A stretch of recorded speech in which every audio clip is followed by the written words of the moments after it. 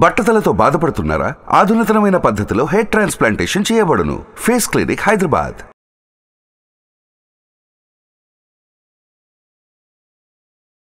పెరుగు చిలికేదరారా నా చిన్ని కృష్ణయ్య నిసగరి మగ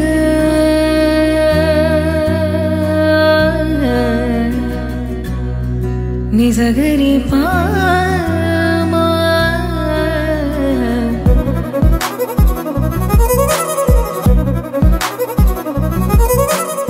నమస్తే అమ్మా. నమస్కారం తల్లి. అమ్మా, సాధారణంగా మేము ఏ ఇంటర్వ్యూ చేసినా ముందు ఒక ఇంట్రడక్షన్తో స్టార్ట్ చేస్తాం. ఆ వ్యక్తి యొక్క ఎవరైతే మాతో పాటు కూర్చుంటున్నారో ఆ గెస్ట్ యొక్క ఇంపార్టెన్స్, వాళ్ళకున్న టాలెంట్ కానీ వాళ్ళు చేసే పనులు కానీ వివరిస్తాం. కానీ నేను మీ గురించి తెలుసుకున్నాక, మీతో మాట్లాడాక, మీ కొన్ని ఇంటర్వ్యూస్ చూశాక మిమ్మల్ని నేను ఎలా సంబోధించాలి, ఎలా పరిచయం చేయాలో నాకు అర్థం కావట్లేదు. హానెస్ట్గా చెప్తున్నాను, చాలా గర్వంగా అనిపిస్తోంది. ముందుగా మీతో అసలు ఇంటర్వ్యూ చేస్తున్నందుకు చాలా సంతోషం అమ్మ. స్త్రీ శక్తి అంటే లతామాయము బహుశా బెస్ట్ ఎగ్జాంపుల్ అంటే మిమ్మల్ని చూపించాలేమో. ఒకటి కాదు, రెండు కాదు, చూస్తే రెండు చేతులే కనిపిస్తున్నాయి, కానీ ఆది పరాశక్తి ఏమో అనిపిస్తోంది నాకైతే. అంటే ఇది పొగడ్త మాత్రం ఏ మాత్రం కాదండి. అమ్మ ఇంటర్వ్యూ చూశాక మీ అందరికీ కూడా అర్థమవుతుంది. చాలా సంతోషం అమ్మ. ఎలా అమ్మా, ఎలా అసలు ఇన్నా ఒక వింగ్ కాదు, ఒక పని కాదు, ఇంత ఆలోచన, అంటే ఇంత సర్వీస్ చేయాలనే తపన అనుకోవటం వేరు, దాన్ని కార్యరూపం దాల్చటం వేరు. చేసి చూపిస్తున్నారు. అంటే చాలా వరకు మనం మాటల్లో వింటాం, మీవి మాత్రం చేతల్లో చూస్తూనే ఉన్నాం.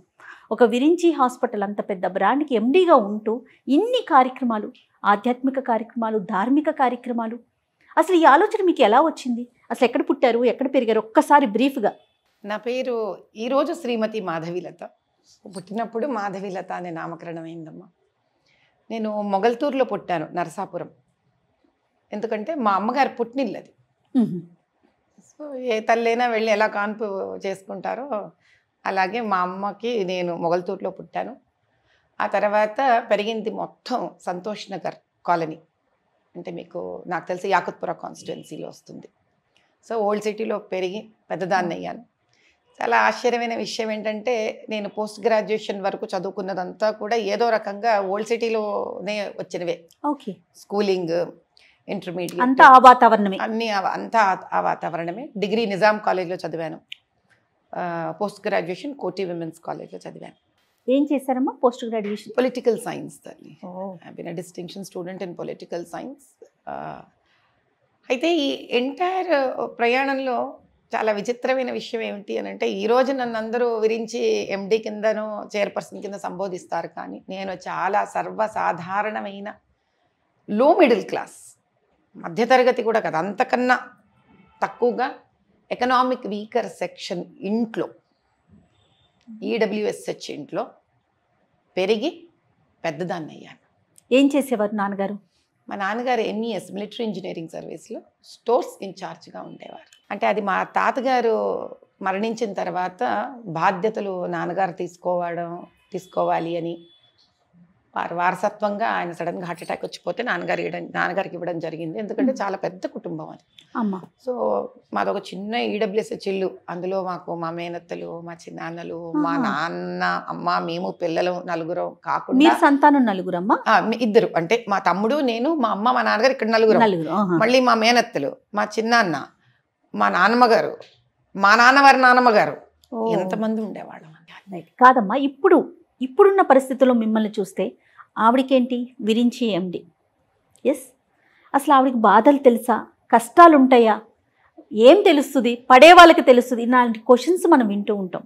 నిజంగా ఆకలి బాధ మీకు తెలుసా? మీరు పడ్డారా, అనుభవించారా? మీరు ఆకలి చెప్తారు, నేను పావల కూడబెట్టడానికి నిజాం కాలేజ్ నుంచి కోటి వరకు నడుచుకుంటూ వెళ్ళిపోయేదాన్ని.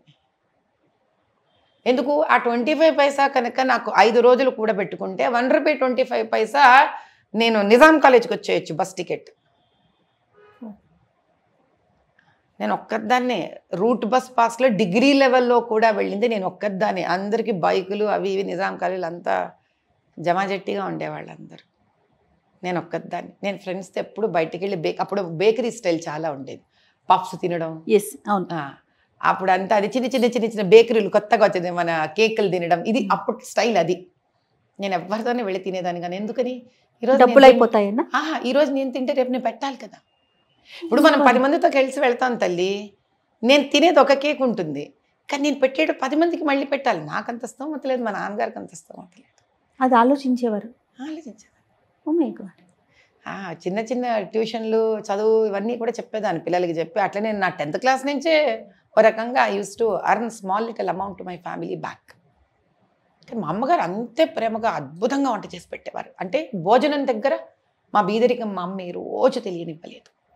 మా నాన్న కూర్చొని చాలా ఆధ్యాత్మిక కథలు నేర్పించేవారు. అంటే మా life has been a very great mixture of many things. అంటే భోజనాలు అయితే ఒకసారి 2-3 రోజులు కూడా ఒక వయసులో ఉండకుండా ఉండే ఇబ్బంది ఉండేది. నాన్నగారికి ట్రాన్స్ఫర్ అయిపోయింది, మా అమ్మ మా నాన్నగారితో వెళ్ళింది, ఇంట్లో నేను తమ్ముడు ఉండేవాళ్ళం. ఒకసారి ఆ పూట భోజనం కష్టం ఉంటే. ఇంకో ప్రశ్న, నాన్నగారికి సర్టన్ గా ఒక ఉద్యోగం ఉంది, నెల 30 రోజులు అయినాక ఒక జీతం, అది ఎంతన్నా కానివ్వండి వచ్చేది. అంటే సభ్యులు ఎక్కువ అవటం వలన చాలకపోవటం అనేది ఉండేదా? 2 విషయాలు ఉన్నాయి ఇక్కడ. అమ్మా, ఆయన ఎగ్జామ్స్ కనుక రాసి ప్రమోషన్స్కి కనుక పాస్ అయ్యి ఉంటే ఆయన చాలా పెద్ద పోస్ట్కి వెళ్ళేవాళ్ళు. ఆయనలో నాకు నచ్చిన విషయం ఏంటంటే అక్క చెల్లెళ్ళు పెళ్ళిళ్ళు, తమ్ముడు చదువులు, తల్లి ఈ బాధ్యతలకి ఆయన పోయి పరీక్ష రాసి వచ్చేవాళ్ళు కాదు, ఫెయిల్ అయిపోయి వచ్చేవాళ్ళు, పరీక్ష రాసేవాళ్ళు కాదు. అంటే ఆయనకు భార్య పిల్లలు ఏమైపోయినా, ఆర్థికంగా ఎంత సమస్య ఉన్నా ఆయన ఆలోచించలేదు. ఆయనకు వాళ్ళెంతో మేమెంతో వాళ్ళంతే. అంటే నాకు అక్కడ మా నాన్న మీద కోపం రాలేదు కదా, అసలు అంత ప్రేమించగలరా ఒక సహోదరుడు, ఒక కొడుకు తల్లిని, ఒక మనవడు ఒక నాన్నమ్మని. ఒక కూతురుగా మీకు ఓకేనమ్మా, మరి అమ్మ పరిస్థితి ఎలా ఉండేది? ఆవిడ ఎప్పుడైనా ఎక్స్ప్రెస్ చేసేవారా, మీరు అలా అటు చూడబట్టే కదా ఇటువైపు కొంతైనా ఇబ్బంది పడుతున్నాం, ఈ పిల్లలు నా పిల్లలు మన పిల్లలు ఇంకొంచెం బెటర్గా ఉండటానికి అవకాశం ఉంటుంది కదా, అట్లా ఏదన్నా మాట్లాడేవారమ్మా? ఆ సిచ్యువేషన్ చూసారు? మా అమ్మ తమాషా ఏమిటంటే ఆమె ప్రపంచం అంతా ఒకటే డిసిప్లిన్ ఉండేది. మా అమ్మ ఇంటి పక్క వాళ్ళ పిల్లలకి ఒకే డిసిప్లిన్ పెట్టేది, మాకు ఒకే డిసిప్లిన్ పెట్టేది. ఆమె మా అంటే మరదళ్ళ కంటే మా నాన్న చెల్లెళ్ళకి అక్కలకి అందరికి ఒకటే డిసిప్లిన్ ఉండేది కాబట్టి ఆ డిసిప్లిన్ వాళ్ళ వల్ల అయ్యేది కదా తట్టుకోవడం. మా నాన్న వాళ్ళ అక్క చెల్లెళ్ళు అన్నదమ్ములకి మా అమ్మ డిసిప్లిన్ తట్టుకోవడం చాలా. అందరికి ఒక్కటే పద్ధతి, ఒకటే విధి విధానం. ఆమెకి ఏ రోజు వాళ్ళకి పెట్టడం మాకు పెట్టకపోవడం బాధ కాదు ఆమెకి. ఆమె వాళ్ళు చదువుకోవాలని కోరుకునేది, మేము చదువుకోవాలని కోరుకునేది. వాళ్ళని మీరు ఒక గోడ కూర్చిలాగా ఒకటి కూర్చో, నీకెందుకు నేను పెడతా, నువ్వు తిను, నువ్వు చదువుకోవా వచ్చి పంచే. సో ఆమె షీస్ టు బి, అది ఒకటి which I learn from my mother. You have to be equal to everybody. అద్భుతం అమ్మ, అమ్మని చూడాలి, ముందు అమ్మతో మాట్లాడాలనిపిస్తుంది నాకైతే. సరే, వివాహానికి ముందు ఒక జీవితం, వివాహం తర్వాత ఒక జీవితం కదా, ఏమన్నా తేడా అంటే మార్పులు చేర్పులు అంటే ఆ లైఫ్ వేరు ఈ లైఫ్ వేరు కదా, ఏమన్నా కొత్తగా అట్లా అనిపించిందా? ఇబ్బంది పడిన సందర్భం కానీ? అమ్మ, ఇబ్బంది అనేది ప్రతి జీవికి ప్రతి ప్రాణికి ఉంటుంది. ఎక్కడైనా మనకి ఇక్కడ ఇబ్బంది ఉండదు అని అనుకున్నామంటే మనం మూర్ఖులం ఫస్ట్. ఇప్పుడు మనుషులకు రాకపోతే మానులకు వస్తాయా అంటే కష్టాలు. ఇప్పుడు ఒక సెట్ ఆఫ్ పీపుల్ ఉన్న ఎక్కడైనా వాళ్ళ ఇష్యూస్ వాళ్ళకు ఉంటాయి కదా. ఆ కొత్త ఇష్యూస్ ఉన్న సెటప్లో కదా మనం వెళుతున్నాం. పుట్టింట్లోనే మనకి సమస్యలు ఉన్నప్పుడు అత్తగారింట్లో ఎందుకు ఉండవు తల్లి? అంటే మనం ఏం ఎక్స్పెక్ట్ చేస్తున్నాం ప్రపంచం నుంచి? ఒక గుడ్డి ఒక ఫెయిరీ టైల్ స్టోరీ ఎక్స్పెక్ట్ చేస్తున్నామా? మన అంతరాత్మ మీద ఇలా గుండెల మీద చేసుకుంటే అమ్మా నాన్న ఇండ్లల్లో ఎంత డబ్బులున్నా మనకి సమస్యలు ఉన్నాయా లేవా? మనస్పర్ధలు ఉన్నాయా లేవా? వాగ్వివాదాలు ఉన్నాయా లేవా? మా నాన్నగారు ఇక్కడ, మా అమ్మ చాలా హీరో రోల్ ప్లే చేస్తే మా నాన్న చాలా సాత్వికం రోల్ ఎక్కడ ప్లే చేశారంటే, ఒక స్త్రీకి ఉన్న గొప్పతనం వాతావరణంలోని ప్రతి ఒక్కటి శాంతంగా చూసి భర్తకి అనుగుణంగా తనను తాను మలుచుకోగలగడమే స్త్రీ అని మా నాన్న నాకు నేర్పించాడు. ఇన్ని విద్యలు మీరు ఎలా నేర్చుకున్నారమ్మా? నేను చెప్తానికి బహుశా అదే ఒక ½ అవర్ పడుతుందేమో మీకున్న విద్యలన్నీ. ఒక్కొక్క దాని మీద ఎట్లా అంటే ఎవరికైనా ఒకటి ఇష్టం ఉంటుంది, 2 ఉంటుంది, 3 ఉంటుంది. ఇన్నా నాట్యం కళాకారిణి, రాస్తారు, పెయింటర్, షూటర్ కదా. నాకు 2.5 ఏళ్ల వయసు అంటమ్మా. అప్పట్లో మీకు తెలియదు, ఇంకా ఈ కల్చర్ మీకు ఎవరికి పరిచయం ఉందో లేదో నాకు తెలియదు, కానీ వినాయక చతుర్థి జరిగితే కనుక ఇన్ని వినాయకులను పెట్టేవాళ్ళు కాదు. ఓ పెద్ద 2-3 కాలనీకి ఒక్క వినాయకుడు ఉండేవాడు. రోజు రాత్రి ఆ రీల్ వేసి తెల్లటి పరదా వేసి సినిమా వేసేవాళ్ళు. వినాయక చవితి అప్పుడమ్మా ఆ 9 రోజులు 9 రోజు మేము దిండ్లు దుప్పట్లు చేపలు తీసుకెళ్ళిపోయేవాళ్ళం. వెళ్ళిపోతే హాయిగా ఇట్లా అమ్మా నాన్న అందరం మేము కూర్చొని మా చిన్నాన్న మాట్లాడుకునేవాళ్ళు. భోజనాలు అయిపోయి మా అమ్మ చిరుతిండ్లు చేసేది. మా 2 ఫ్యామిలీస్, మా నాన్నగారు మా చిన్నాన్నగారు చాలా క్లోజ్ మాకు. అంటే చాలా మంది సంతానంలో రామలక్ష్మణులాగా ఉండేవాళ్ళు వీళ్ళితో. అది ఒక లెసన్ నాకు. మళ్ళీ పైగా అందరం వెళ్తే ఇంకా అలా తూగొచ్చేసేది. మీద పిల్లలందరూ పడుకునేసేవాళ్ళు, నేను ఒక్కదాన్ని పడుకునేదాన్ని కాదు. నాకు మహాపిచ్చి. అది కృష్ణార్జునుల యుద్ధం ఉండనివ్వండి, సినిమా ఏదైనా ఉండే, భక్త ప్రహ్లాద్ కావనండి, భూకాలసి 1,00,000 సార్లు చూడగలను నేను దాన్ని. మళ్ళీ అంటే ప్రతిసారి ఏదో కనిపిస్తూ ఉంటుంది నాకు. అంటే ఆ భగవంతుడన్నా అప్పటి తత్వం అన్నా నాకు అంత ప్రాణం. అంటే వాళ్ళేం కష్టాలు పడలేదా, అందరు భక్తులు కష్టాలు పడ్డారు. అయినా what is that motivated them to stand by ధర్మ అనేది ఎప్పుడు in search. I was always in search of that.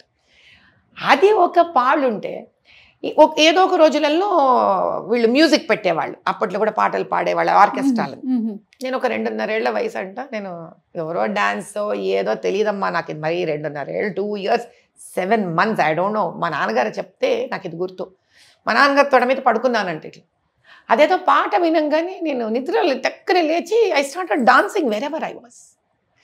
వెంటనే ఆ స్టేజ్ మీద ఆర్గనైజర్స్ చూసి నన్ను తీసుకెళ్ళి స్టేజ్ మీద నిలబెట్టి ఇచ్చేసాను.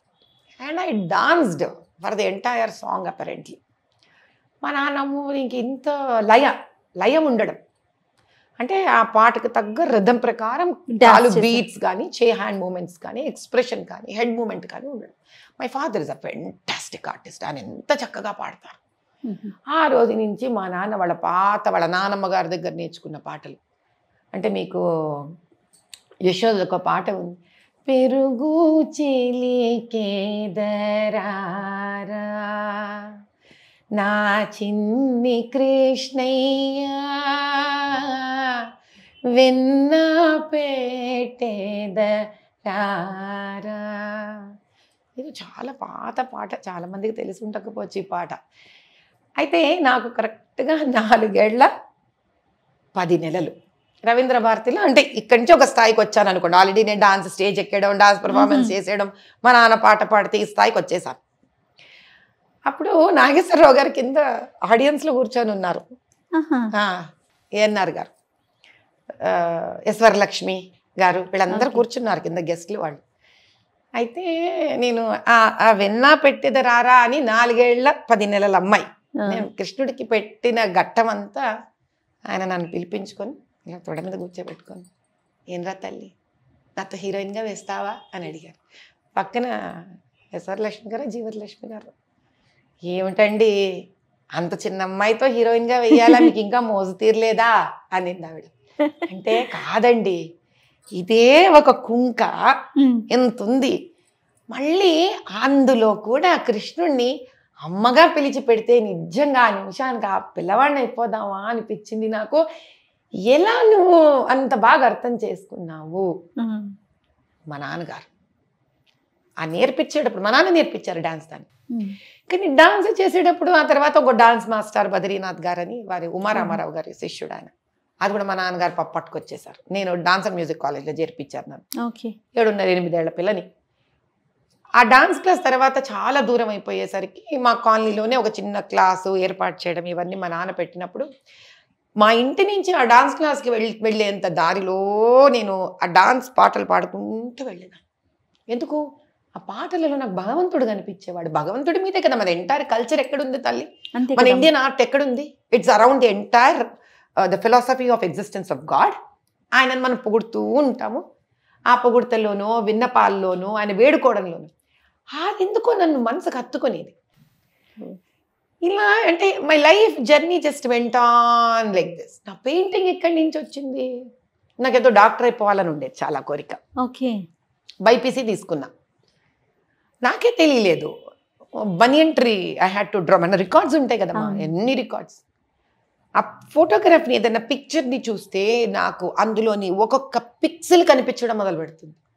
నన్ను ఈ రోజుకి మీరు ఒక మూవీ చూపించండి నాకు, నేను వాళ్ళ కంటిన్యూటీ ప్రాబ్లమ్స్ చూపించేస్తాను, వాళ్ళ డ్రెస్ ప్రాబ్లమ్స్ చూపించేస్తాను, వాళ్ళ మాంటే షాట్స్లో ఇష్యూస్ నేను చూపించేస్తాను, మీకు లైటింగ్ ఇష్యూస్ చూపిస్తాను, మీకు నేను మీకు అన్నీ చూపించేస్తాను. ఎంటైర్ మూవీ నాకు ఇట్లా డాట్స్ పిక్సెల్స్లో కనిపిస్తూ ఉంటుంది నాకు. I don't know for what reasons and why. ఇన్ని నేర్చుకున్నారు, ఇన్ని పనులు చేస్తున్నారు కదా మీరు, ఇన్ని సేవలు చేస్తున్నారు.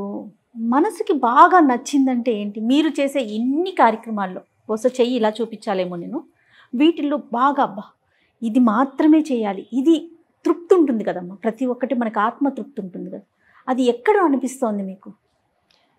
ఇది మా వారి గొప్పతనం.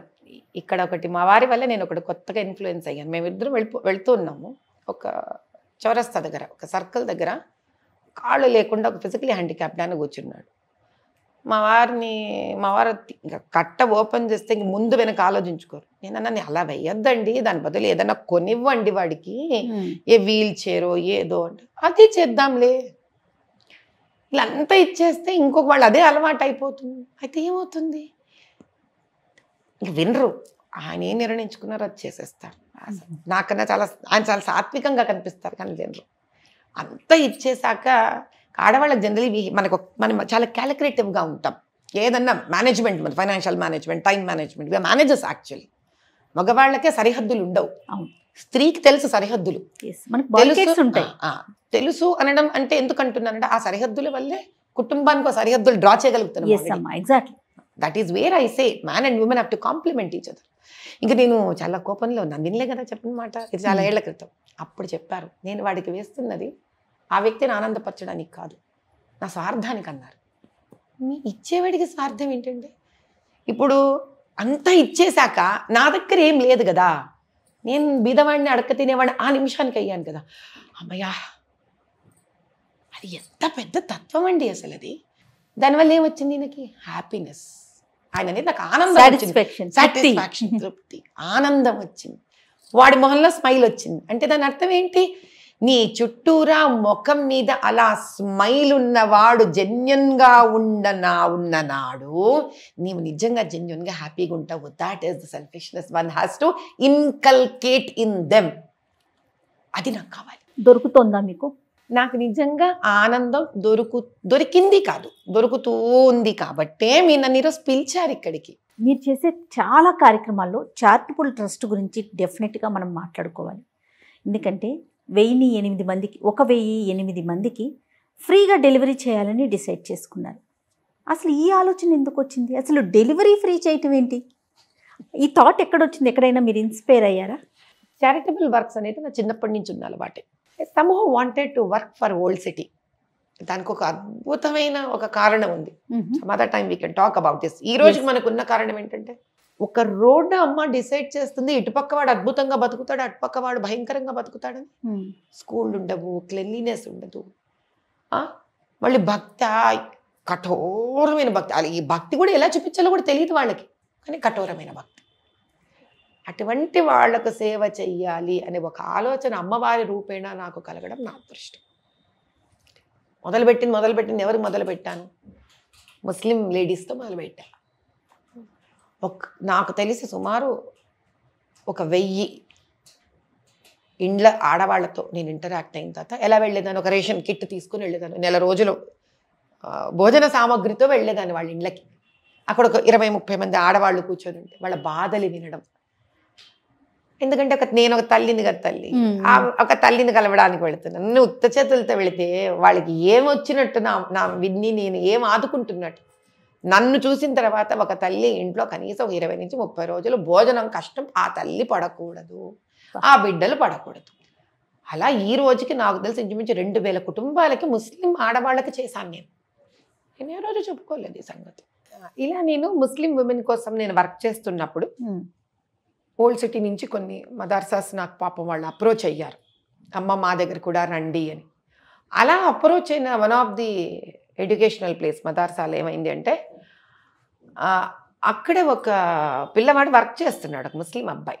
ఆ అబ్బాయి అన్నాడు, అమ్మ मेरे बहन अभी डिलीवरी को रेडी है अम्मा, लेकिन उनको डायबिटीज़ है, तो हमसे नहीं होगा कर पाना, आपको हॉस्पिटल है ना, आप चैरिटेबल ट्रस्ट भी है ना, आप कुछ मदद कर सकते क्या? ఆ నిమిషంలో నేను అడిగాను, ఏం చేస్తుంటుంది ఈ అమ్మాయి అంటే, దుబాయ్లో నుంచి వచ్చింది. మరి ఆ మొగుడు ఉన్నాడు కదా, అతనికి స్తోమత ఉంది కదా అంటే ఐసా నీ అమ్మ పहली డెలివరీ మైకే కు కర్నా పడతానా, అదే కదా సనాతన ధర్మం. అక్కడ ముస్లింలలో అయినా ఎవరైనా క్రిస్టియన్లలో అయినా హైందవులలో అయినా మొదటి కాంపు పుట్టింటి వాళ్ళే చేయాలి. పుట్టింటి గర్భదరిద్రం. ఎందుకు అలా ఒక్క నిమిషం నన్ను it made me think for a second. సరే నేను చూస్తాను, ఏ వాగ్దానాలు చేయలే పిల్లాడికి. వచ్చేసాను మామూలుగా. మళ్ళీ మరుసటి రోజు అయింది, అమ్మవారి ముందు అనుష్ఠానం కూర్చున్నాను, పూజ చేసుకోవడానికి మొదలుపెట్టాను. పూజ మొదలు పెట్టంగానే I felt there was an inner voice that was talking to me. నాలో ఒక సౌండ్, ఒక వాయిస్. ఏమిటి అని అంటే 1008 నామాలు ఉన్నాయి నాకు, లలితా సహస్రనామంలో ఏదో పూజలు చేస్తారు, నువ్వు ఏదో చేస్తూ ఉంటావు, ఏమిటో ఆ కుంకుమ వేస్తే ఏమొస్తుంది నాకు, పూలు వస్తే ఏమొస్తాయి నాకు. కానీ ఆ మొదటి నామం శ్రీమాత అని వస్తుంది కదా. శ్రీమాత అంటే ఎవరు? స్త్రీలోని మాతృత్వమే కదా. ఆ మాతృత్వం ఆనందప్రాయమైంది కదా. కానీ అటువంటి ఆనందప్రాయమైన స్థితిని బీదరికంలో ఆనందం ఎక్కడ కనిపిస్తుంది? గడుపుతూ ఉందని విన్నప్పుడు ఆనందం ఉంటుంది, కానీ ఆ డెలివరీకి ఇంటికి వచ్చేసరికి గర్భదరిద్రంలో ఏం చేస్తున్నారు? బయట ప్రైవేట్ హాస్పిటల్స్ ఉంటాయి, గవర్నమెంట్ హాస్పిటల్స్లో క్యూలు పెద్దగా ఉంటాయి. ఇంకేమిటో ఒక అరగంట సేపు నా మీద ప్రశ్నల వర్షం అలా రాళ్లలాగా కొడుతున్నట్టు అనిపించింది. ఏదో ఏదో ఏదో ఏదో చేయడం ఏంటి? అలా కాదు కదా. సరే, ముందు గర్భిణీ స్త్రీని మనం ప్రొటెక్ట్ చెయ్యాలి కదా. ఎందుకు? అప్పుడు ఒక పెద్ద ప్రశ్న ఫ్లాష్ అయింది. నేను తల్లిగా నా బీదరికంలో కూడా నాకెవరైనా వచ్చి నేను నీకున్నానని చెప్పి ఆ మొదటి కాన్పు నాకు ఆనందప్రాయం చేస్తే, బీదరికంలో కూడా నేను ఎవరిని కన్నట్టు? మహాలక్ష్మిని కన్నట్టే. అంటే అప్పుల పాలవ్వకుండా లోపముద్ర చారిటబుల్ ట్రస్ట్ కనుక నా బిడ్డను కనే నాకు అవకాశం ఇప్పించినప్పుడు మొదటి కాన్పు, జీవితంలో ఎన్ని కష్టాలు వచ్చినా నేను ఆ బిడ్డ నా జీవితంలో వచ్చిన అదృష్టంగా భావించి ఎవరో ఒకరు మళ్ళీ నిన్ను పెంచడానికి, నీ చదువు కోసం, నీ భవిష్యత్తు కోసం ఇంకో ట్రస్టో ఇంకో వ్యక్తో ఎవరో ఒకళ్ళు వస్తారు అన్న ఆశని ఆ రోజు నేను చిగురింప చేసినట్టు. ఎక్సలెంట్. ఆ తల్లి ఆ బిడ్డని పెంచుతున్నంత కాలము ఆనందంతోనే పెంచుతుంది, ఎన్ని కష్టాలు వచ్చినా. ఎందుకు? ఆ బిడ్డ తన జీవితంలో అదృష్టాన్ని పట్టుకొచ్చింది కాబట్టి. ఎలా సెలెక్ట్ చేసుకుంటున్నారమ్మా? ఎలా సెలెక్షన్ ఎలా ఉంది దీనికి? ఎట్లా వస్తుంది? ఫస్ట్ వైట్ రేషన్ కార్డ్ అమ్మా. వైట్ రేషన్ కార్డ్ వాళ్ళు మా దగ్గరకు వచ్చినప్పుడు ఒకటే చెప్తాం, వాట్ ఎవర్ రిజిస్ట్రేషన్ ఫీ ఏదైతే ఉంటుందో బేసిక్ రిజిస్ట్రేషన్ వాళ్ళు ఎంత ఇవ్వగలిగితే అంత తీసుకుంటాం. ఓకే. వైట్ రేషన్ కార్డు కాకుండా పింక్ రేషన్ కార్డు వాళ్ళు ఉంటారు, అంటే లో మిడిల్ క్లాస్ ఫ్యామిలీ. వాళ్ళు ఏమి ఇవ్వగలిగితే అది ఇస్తే, ఆ పైన ట్రస్ట్ ఏది వేసుకోగలిగితే అది వేసుకొని మేము విరించి హాస్పిటల్లో కాన్పులు చేయించుకుంటాం. విరించి అంటే నాకు ఒకటి గుర్తొచ్చింది. మీకు ఈ విషయం అంటే మీకు ఫ్లాష్ అయినప్పుడు, అమ్మవారి దగ్గర కూర్చున్నప్పుడు కావచ్చు, మదర్సాలో అతను మాట్లాడినప్పుడు విరించి గుర్తుకు రాలేదా? ఎందుకంటే విరించి అనేది ఒక బ్రాండ్. దాన్ని నడిపించాలంటే, ఆ సిస్టమ్ను నడిపించాలంటే కొన్ని రూల్స్ అండ్ రెగ్యులేషన్స్ ఉంటాయి, కొన్ని ఫాలో అవ్వాల్సిందే. ఫ్రీ సర్వీస్ చేయలేకపోతే అర్థమైంది నేను అనేది. ఎందుకంటే సిస్టమ్ నడిపించాలి కదా. మరి మీరు ఇట్లా ఫ్రీగా అనేసుకొని అది కార్యరూపం దాల్చేస్తే విరించి పరిస్థితి ఏంటి? ఆ ఆలోచన రాలేదా మీకు? మా వారమ్మ కొండంత అండ, నిజంగా ఆయన గురించే మాట్లాడాలి. వారి కొండంత అండ. ప్రతి there is a woman behind every successful man. There is also a man behind every successful woman. Yes, అంటే ఇంట్లో భర్త పాళ్ళు ఎంత సహాయం ఉన్నా స్త్రీ బయట చాలా కష్టపడుతుంది. కానీ ఇంతటువంటి పెద్ద పెద్ద కార్యక్రమాలు చెయ్యాలంటే అది కూడా వీరించినది కాదు, అది వారి ఎస్టాబ్లిష్మెంట్. స్పీకింగ్ వెరీ ఫ్రాంక్లీ, ఏ రోజు కూడా. ఎందుకు అని అంటే, నేను చేసే చారిటబుల్ విషయాలు పక్కన పెట్టండి, ఆయన చేసినవి ఎన్ని ఉన్నాయో సౌండ్ లేకుండా. ట్రస్ట్ కోవిడ్లో ఎంతమంది రిక్షా వాళ్ళు కానీ ఆటో వాళ్ళు కానీ వీళ్ళందరూ మేము ఇంతకన్నా కట్టలేము అన్న చోట మేము వదిలేసాం అక్కడతో ఆ బిల్స్. ఈరోజు they are very fair and open bills. కట్టించుకోలేదు. ఆ తర్వాత there are so many farmers, వాళ్ళొక రిటర్న్ 10,000, 20,000, 30,000 ఉల్టా మేమే మందులు కొనిచ్చి పంపించిన కేసులు ఉన్నాయి మా దగ్గర. ఏంటంటే మేము ఈ రోజు చెప్పుకోలేదు, ఈరోజు ఈ 1008 బయటకు వచ్చింది, అవన్నీ బయటికి రాలేదు. అంతే తల్లి తేడా, అంతే. అంటే భగవంతుడు కూడా ఏదో అనిపించింది, ఇంకా ఫైలు నిండిపోతుంది, ఇంక ఇది బయటకు వచ్చేయాలనుకుందేమో అమ్మవారు. ఓవర్ఫ్లో అయిపోతుంది. అమ్మవారి రూపంలో ఇది బయటకు వచ్చింది తప్ప దీన్ని కూడా నేను సదా ఆవిడకే కృతజ్ఞతగా ఉంటాను. భవిష్యత్తులో నేను ఈ కార్యక్రమం ద్వారా ప్రజల్లోకి ఇంకా ముందుకు వెళ్ళాలి, లేదా ఇది చెయ్యాలి, సమాజానికి ఇది అవసరం, అలాంటి ఆలోచన ఏదైనా ఉందమ్మా? అన్నీ చేశామమ్మా, అన్నీ చేస్తూనే ఉంటారు. ఎందుకంటే డెలివరీసే కాదు, I attended the cancer surgeries. ఇదే దాంట్లో ఎందుకంటే ఇది మొదలు పెట్టాక ఆడపిల్లలు రకరకాల బాధలతో రావడం మొదలు పెట్టారు. ఇప్పుడు 15 ఏళ్ళ అమ్మాయి, వాళ్ళ మదర్కి షీ హ్యాడ్ క్యాన్సర్. ఓకే, ఎక్కడికి వెళ్తుంది మరి అది? So they started coming to us. Hearing problem ఉంది, they need a surgery, they came to us. ఇప్పుడు ఇలా కాన్పులతో ఆగలేదు. Almost 15-20 varieties of treatments trust is doing in the hospital. Okay, ఇప్పుడు మేమైతే లోపాముద్ర చారిటబుల్ ట్రస్ట్ డెస్క్ పెట్టేసాం అక్కడ. మీరు హాస్పిటల్ ఎంటర్ అయితే రైట్ సైడ్ మీకు నాదొక స్టాండీ ఉంటుంది, నా బొమ్మతోటి ఒక డెస్క్ ఉంటుంది అక్కడ. ఇంకోటి వన్ మోర్ థింగ్, ఎవరైతే హాస్పిటల్కి వస్తారో న్యూ డెవలప్మెంట్ అంటే ఇది డెవలప్ అయ్యి ఒక 8 నెలలుగా చేస్తున్నాం. హాస్పిటల్లో ఎవరైతే హాస్పిటల్ టారిఫ్స్ని కానీ హాస్పిటల్ కార్పొరేట్ స్టైల్ కానీ ఒకవేళ వాళ్ళు కట్టలేరు అంటే వాళ్ళని పంపించట్లే. వాళ్ళకి సెకండ్ ఇన్స్ట్రక్షన్స్ ఉన్నాయి మా జిఆర్ఈస్కి. Such patients who cannot afford divert them to trust. Trust will take care of them. So we are not sending any patient out of the hospital either any case of affordability or non-affordability. వాళ్ళు కట్టుకోలేరు, trust చేస్తుంది సహాయం. వాళ్ళ ఇండ్ల వరకు వాళ్ళని వెతుక్కోవడం ఏంటమ్మా? మన ఇంటి వరకు వచ్చి తల్లి మా దగ్గర ఇబ్బంది ఉంది మేము ఇచ్చుకోలేను అన్నప్పుడు వాళ్ళకి సహాయపడకుండా అలా దానికి ఎఫోర్డ్ అయ్యేవాడు ముందుకు వెళ్ళిపోతారు. ఎఫోర్డ్ చేయలేని వాళ్ళు మాకు కౌన్సిలింగ్ తెలిసిపోతుంది, ఫైనాన్షియల్ కౌన్సిలింగ్లో ఓకే మీరు ఎంత ఎఫోర్డ్ చేయగలరు అంతే, మిగతాది trust will take care. So there are a lot of start చేస్తున్నారు. We are also starting street cleaning. రోడ్లు చెత్త చెదారం రమ్మనండి, ఎవరెవరు వచ్చి వాలంటీర్స్గా మాతో వర్క్ చేస్తారు. సరే ఎవరి దగ్గర ఆ రోజుకి డబ్బులు లేవు, 4 hours work, trust is ready to pay them 300 to 350 rupees on that day. ఉద్యోగం లేని ఎవరైనా యంగ్స్టర్స్ ఉన్నారా? స్వామి కార్యం స్వకార్యం అంటే ఏంటి, దేశ కార్యం వాళ్ళకి వస్తుంది డబ్బులు. రమ్మండి మాతో పాటు, నేను ఎత్తుతా చెత్త రోడ్ల మీద, వాళ్ళు వచ్చి ఎత్తుతారా నాతో పాటు. ఎత్తిన దానికి 300 రూపాయలు ట్రస్ట్ గిఫ్ట్ ఇస్తుంది, వాళ్ళకి ఆనర్ చేస్తుంది, రివార్డ్ చేస్తుంది. Let them come, any volunteer let them come, let them work for the country. I want to reward them. Super. లేదు వాళ్ళకి ఒక ఐడియా ఉంది, రమ్మనండి. ఎక్కడ కలవాలమ్మా మిమ్మల్ని? మీ టీముతో మాట్లాడాలా ఎట్లా? ఇప్పుడు మీరు ఇన్ని చెప్పిన తర్వాత ఒక ఆలోచన వస్తుంది ఎవరో ఈ వీడియో చూసిన వాళ్ళకి, సో మిమ్మల్ని కలవాలంటే ఎట్లా? మీకు లోపాముద్ర చారిటబుల్ ట్రస్ట్ కనుక మీరు టైప్ చేస్తే ఇంటర్నెట్లో మా అడ్రస్ మొత్తం ఉంది తల్లి అందులో. అంటే మీకు విరించి హాస్పిటల్, విరించి సర్కిల్ ఏదైతే ఉందో దానికి ఇంకొంచెం టువర్డ్స్ మనము తాజ్ బంజారా వైపు వస్తుంటే రైట్ సైడ్ బజాజ్ ఎలక్ట్రానిక్స్ ఉంది, దాని పక్కనే we have building, Virinchi corporate building ఉంది, అందులో 6th floor మా ఆఫీస్. ఈ అడ్రస్ అంతా అక్కడ ఉంది. సో నాది ఒక స్ట్రైట్ ఫార్వర్డ్ సజెషన్ కూడా నన్ను, ఇట్స్ 1 line స్టేట్మెంట్. నాకు సలహాలు ఇవ్వడానికి ఎవరు ఫోన్లు చేయకండి, అక్కర్లా. సూపర్. నిజంగా చాలా సంతోషం అనిపిస్తూ ఉంది. మాటలు రావట్లేదు కానీ ముగించలేనేమో బహుశా, ఎందుకంటే మీతో ఎంత మాట్లాడినా ఏది మాట్లాడినా ఇంకా చాలా విషయాలు, ఆధ్యాత్మిక విషయాలు మాట్లాడాలనుకున్నాను, సామాజిక పరమైన అంశాలు మాట్లాడాలనుకున్నాను, కానీ సమయం కూడా చూసుకోవాలి కాబట్టి ఫ్యామిలీ ఇష్యూస్ ఉంటాయి.